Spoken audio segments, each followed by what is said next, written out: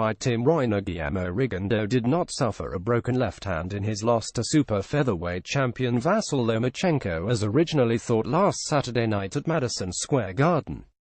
According to Rigondeaux's promoter Dino Duva, he suffered a bruised left hand in the fight. Rigondeaux surprised many boxing fans when he retired on his stool after round 6 had ended. Rigondeaux 171-11 stated that he injured his left hand, and he couldn't continue to the condition it was in.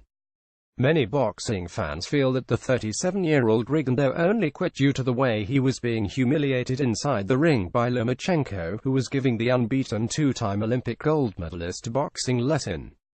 No break, but severe contusion bruise on left hand, Dino Duva said about Rigondeaux's left hand injury to ESPN.com.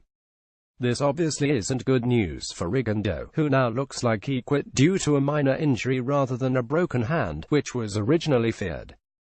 It doesn't really matter though. The boxing public largely believes Rigondeaux quit because he was overmatched by Lomachenko.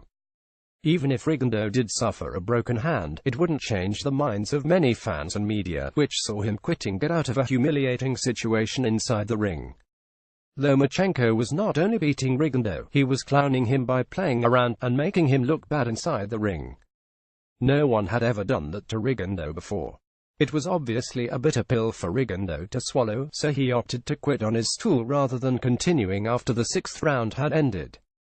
Lomachenko isn't without his own criticism for his decision to fight an opponent 2 divisions below him in Rigondeaux, who was forced to come up in weight from the super bantamweight division all the way to super featherweight to take the fight. Lomachenko didn't want to meet Rigondeaux halfway between the two weight classes at 126, which would have made the fight fairer. Moreover, Lomachenko was fine with Rigondeaux coming up 2 weight classes to fight him at super featherweight, and yet he himself wouldn't move up 2 weight divisions to fight former light welterweight champion Terence Crawford at 140. Lomachenko wouldn't take the same risk by moving up in weight to fight Crawford. Rigondeaux took the risk and failed. Lomachenko didn't take the risk in moving up, so he escaped a potential failure of his own against Crawford. It's likely Lomachenko would have been beaten just as badly by Crawford as Rigondeaux, if not worse. Lomachenko doesn't have to take the same risks that Rigondeaux does because he's being given the red carpet treatment by his promoters.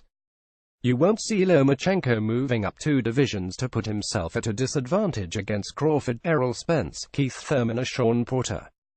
Read Michael Conlan targeting Rigondeaux and Lomachenko. Rigondeaux is expected to be stripped of his WBA super bantamweight title now that he's lost to Lomachenko. The World Boxing Association plans on taking Rigondeaux's title away from him, even though he didn't have the title on the line for the Lomachenko fight.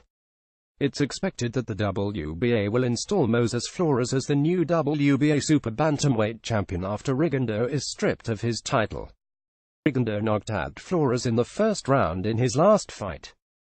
The results of the fight were overturned and changed to a no contest due to one of the punchers hitting Flores after the bell. It'll be interesting to see if the WBA drops Rigondeaux from the top 15, which would make it extremely difficult for him to get a title shot anytime soon. Boxing. Guillermo Rigondeaux. Rigondeaux's left hand not broken, says promoter Dino Duva.